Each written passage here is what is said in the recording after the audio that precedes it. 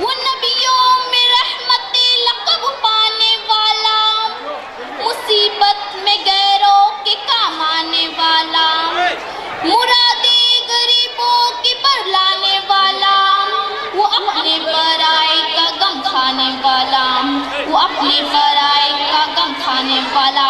محترم حاضرین، جی ہاں، وہ محمد صلی اللہ علیہ وسلم ہے جنہیں رحمت کا لقب ملا، اور نہ صرف رحمت بلکہ رحمت للعالمین کہہ کر مخاطب کیا گیا۔ قربان ہو جائے رسول رحمت پر جن کا تذکرہ اللہ رب العزت قرآن کریم میں اس طرح فرماتا ہے، لقد جاءکم رسول من انفسکم عزیز علیہ ما عنتم حریص بالمؤمنین رؤوف رحیم، کہ دیکھو تمہارے پاس ایک رسول آیا ہے جو خود تم میں سے ہی ہے، تمہارا کسی نقصان میں پڑا اس پر شاک ہے، تمہاری بھلائی کا حریص ہے، ایمان لانے والوں کے لیے رؤوف رحیم ہے۔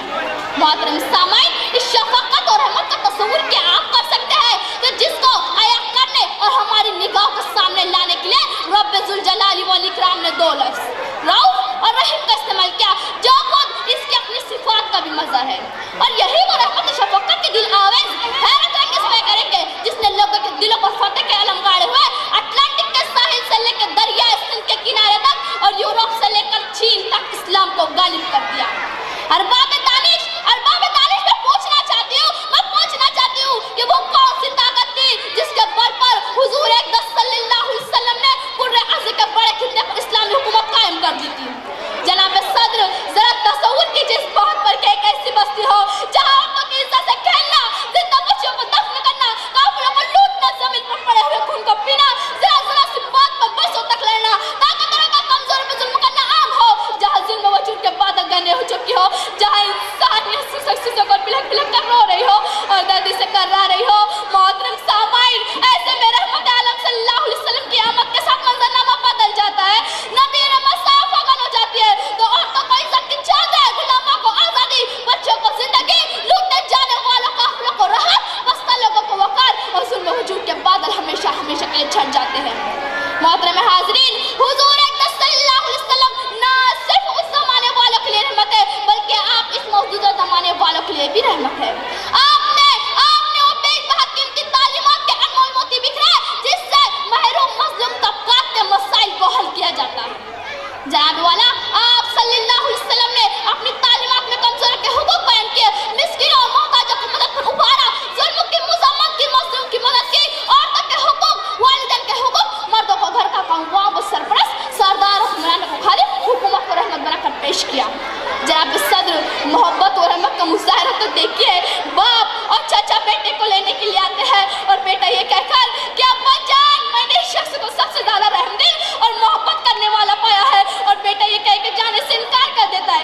حضرات میں پوچھنا چاہتی ہوں، یہ مثال کہیں ہمیں دیکھنے کو ملتی ہے؟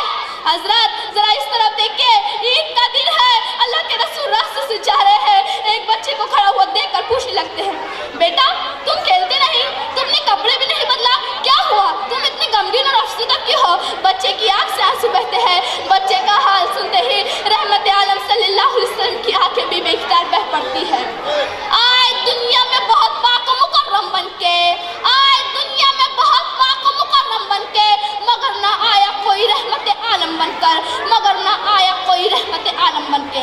جناب صدر، میرے نبی تمام عالم کے لیے سراپا رحمت رہے۔ آپ نے جہاں غریبوں، مسکینوں، یتیموں کی مدد کی، وہیں پر عبداللہ بن ابی جیسے رئیس المنافقین کے ساتھ بھی احسان کا معاملہ کیا۔ آپ نے جہاں اپنوں کی مدد کی، وہیں پر غیروں کی مدد کی۔ آپ نے اس بوڑھے کے ساتھ بھی سلوک کا معاملہ کیا جو روزانہ آپ کی جسمی طور پر کوڑے گرنے پھینکا کرتی تھی۔ آپ نے اس بوڑھے کے ساتھ بھی گھر گئی کی جو محمد صلی اللہ علیہ وسلم کے ڈر سے بستی چھوڑ کر بھاگ رہی تھی۔ آپ نے اس غلام کو بھی آزادی دی جو اپنے آقا کے ظلم سے دبا چاہ رہا تھا۔ آپ نے اس ابو سفیان کو بھی آمد دی جو مکہ میں آپ صلی اللہ علیہ وسلم کا بدترین جانی دشمن بنا ہوا تھا۔ جناب صدر، میرے نبی کا حال تو یہ تھا کہ آپ نے انسانوں کو دنیا میں بھی نوازا اور آخرت میں بھی حوض کوثر سے نوازیں گا۔